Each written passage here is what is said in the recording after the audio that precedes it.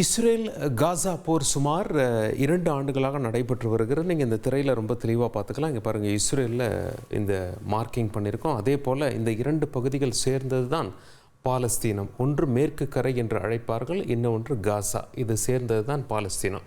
இப்போ இஸ்ரேலுடைய latest plan என்ன அப்படின்னு சொல்லி பார்க்கும்பொழுது, ஏற்கனவே காசாவில் ஹமாஸோடு மோதுறாங்க. அங்கே பொதுமக்கள் நிறைய கொல்லப்பட்டிருக்காங்க. அதாவது ஹமாஸ் இஸ்ரேலில் நடத்திய தாக்குதல், அது அக்டோபர் 7 தாக்குதலில் சுமார் 1200 பேர் இஸ்ரேலில் கொல்லப்பட்டாங்க. 251 பேரை பணைய கைதிகளை ஹமாஸ் பிடிச்சிட்டு போயிட்டாங்க. அதில் பல பேர் பேச்சுவார்த்தைக்கு பிறகு மீட்டு இருக்காங்க. ஆனால் இன்னும் 50 பணைய கைதிகள் ஹமாஸ் வசம் இருக்காங்க. அதில் 20 பேர் உயிரோடு இருக்கிறதா சொல்லப்படுது. இது ஒரு பக்கம் இருக்கையில், இப்போ இஸ்ரேல் என்ன சொல்லியிருக்காங்க அப்படின்னா, இஸ்ரேலுடைய பிரதமர் பெஞ்சமின் நெத்தனியாஹு என்ன சொல்கிறாரு, ஒட்டுமொத்த காசாவையும் எங்களுடைய கட்டுக்குள் எடுக்க நாங்கள் முடிவு செய்து விட்டோம். வடக்கு பகுதியில், காசா எவ்வளோ சின்ன பகுதி உங்களுக்கு தெரிகிறதா?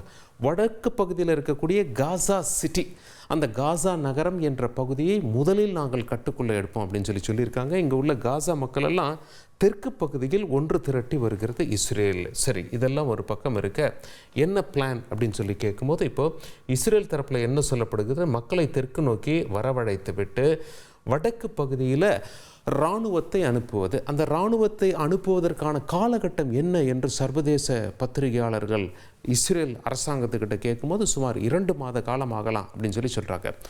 இராணுவ தளபதி இதற்கு எதிர்ப்பு தெரிவிக்கிறார். ஏற்கனவே 2 வருஷம் போர் நடந்து போச்சு. இப்போ புதுசாக அதிகமாக இராணுவத்தினரை கொண்டு போய் காசா உள்ள அனுப்பணும், ஒட்டுமொத்த காசாவையும் கைப்பற்றணும் அப்படின்னா ஏற்கனவே 2 ஆண்டு காலம் போரில் இருந்திருக்கோம், இது தேவையில்லாத வேலை என்று எங்களுக்கு தோன்றுகிறது அப்படின்னு சொல்லி இராணுவ தளபதி எதிர்ப்பு தெரிவிப்பதாக தகவல் வெளியாகி கொண்டிருக்கிறது. இஸ்ரேலிய மக்கள் என்ன சொல்கிறாங்க அப்படின்னு சொல்லி பார்க்கும் பொழுது, ஒரு தரப்பினர், அதாவது அங்கே டெல் அபீவ் தான் இஸ்ரேலுடைய தலைநகரம், அங்கே போராட்டத்தில் குதித்திருக்கிறாங்க இஸ்ரேல் அரசுக்கு எதிராக. அவங்க என்ன சொல்கிறாங்க அப்படின்னா, போரெல்லாம் போதும், போரை நிறுத்தணும், அத்தனை பணைய கைதிகளும் மீட்டு வர வேண்டும் என்பதுதான் எங்கள் கோரிக்கை அப்படின்னு சொல்லி மக்கள் கோரிக்கையை வைத்து போராடும் காட்சிகளை பார்த்து விடுவோம். בכיכר הזאת כבר למעלה מ-673 יום. לא משנה באיזה מצב הם נמצאים, מה הם עברו היום ומה הדעות הפוליטיות שלהם.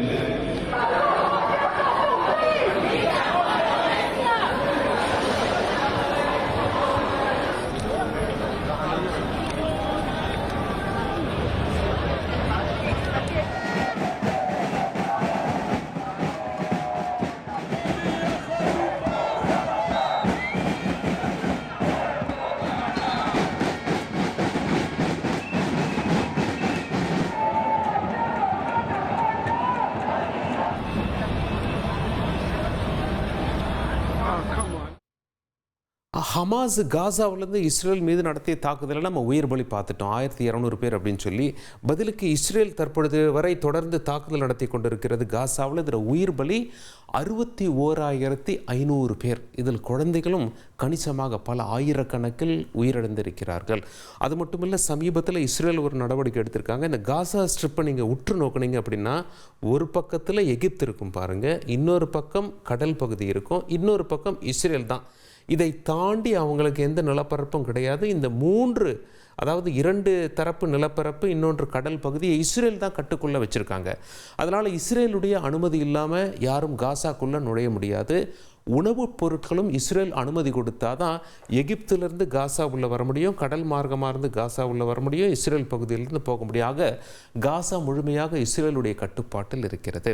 ஒரு நாளைக்கு இவங்களுக்கு 600 ட்ரக்குகள் உணவு தேவைப்படுகிறது, அந்த ட்ரக்கு லோடு உணவு தேவைப்படுகிறது. ஆனால் சுமார் 85 மட்டும்தான் அனுமதிக்கப்படுகிறது என்ற குற்றச்சாட்டு முன்வைக்கப்படுகிறது. அது மட்டும் இல்லை, கடுமையான உணவு பற்றாக்குறை, பசி, பஞ்சம் அத்தனையும் ஏற்பட்டிருக்கிறது. பசியால் வாடிக்கொண்டு இது நாள் வரை சுமார் 100 குழந்தைகள் பசியின் காரணமாக மெலிந்து போய் உயிரிழந்து விட்டார்கள் என்று அங்கிருந்து வரக்கூடிய தகவல்கள் தெரிவிக்கின்றன.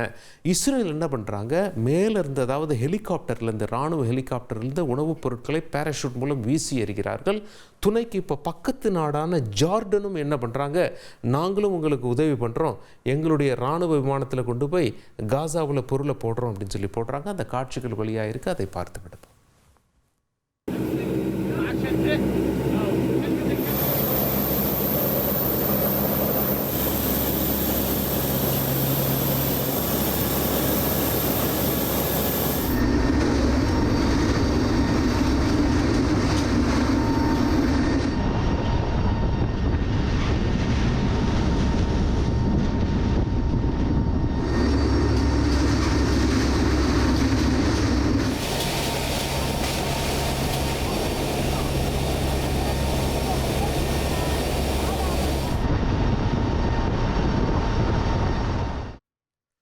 அமெரிக்கா இஸ்ரேலின் நெருங்கிய நண்பர், நம்பர் 1 நண்பன்.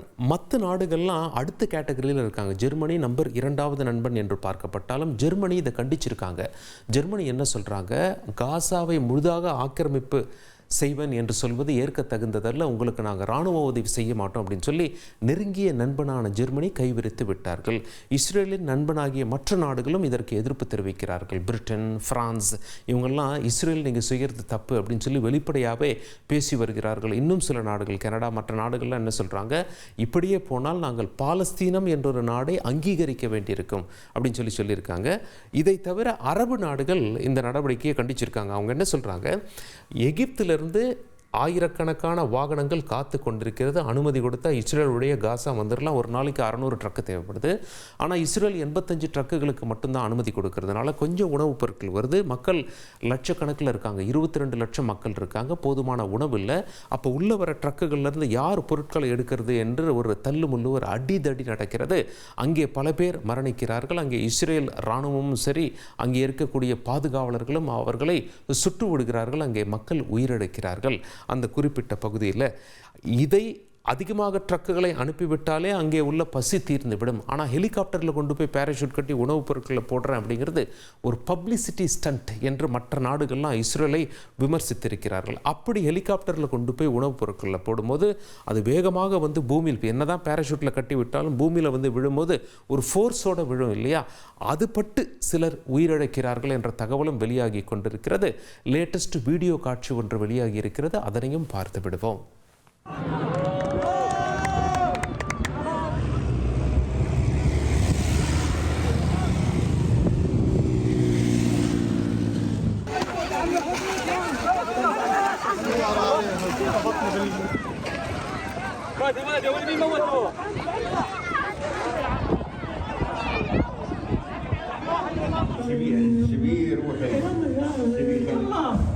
يلا يا راس قلبي انت يا اخوي.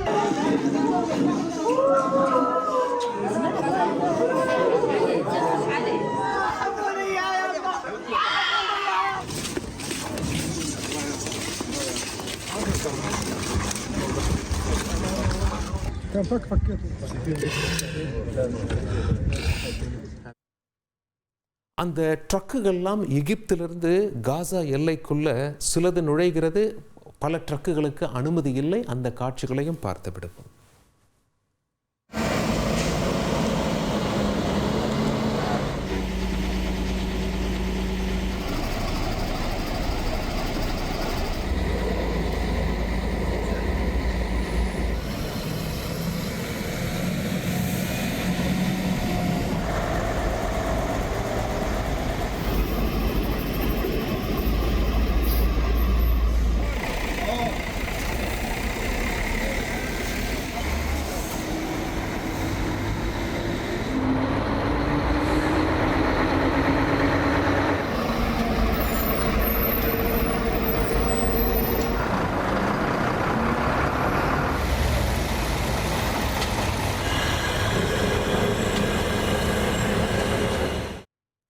இஸ்ரேல் பிரதமர் பெஞ்சமின் நெத்தன்யாஹு என்ன சொல்கிறார் அப்படின்னா, காசாவிலிருந்து ஹமாஸை ஒழிக்கும் வரை நாங்கள் ஓய மாட்டோம், இராணுவ கட்டுப்பாட்டில் முழுசாக நாங்கள் எடுத்துருவோம் காசா பகுதியை, ஆனால் ஆட்சி செய்ய எங்களுக்கு எண்ணம் இல்லை, ஏதாவது ஒரு அரபு நாடுகிட்ட கொடுத்துருவோம் அப்படின்னு சொல்லியிருக்காரு.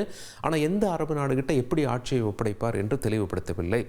உலக அரசியல் வல்லுநர்கள்லாம் என்ன சொல்கிறாங்க அப்படின்னா, இஸ்ரேலை விமர்சிப்பவர்கள் என்ன சொல்கிறார்கள், அதாவது பெஞ்சமின் நெத்தன்யாஹுவை பொறுத்தவரை அவர் எடுக்கும் முடிவை இராணுவ தளபதி முழு மனத்தோடு அங்கீகரிக்கவில்லை.